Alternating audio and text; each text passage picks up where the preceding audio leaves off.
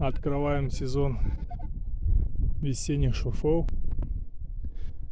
Погода классная, солнышко выглянуло. Снега еще много, но уже горки открываются. Вот такой шур заложен сегодня. Equinox 600. Такую полоску прогнал. Много всякого шмурдяка идет. Железо. Стаканы битые. Раненые. Такая вот штукенция попалась какая-то.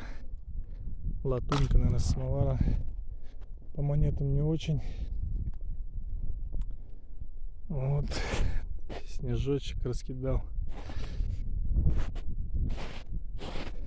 Здесь у меня лагерь по таким деревам красивым.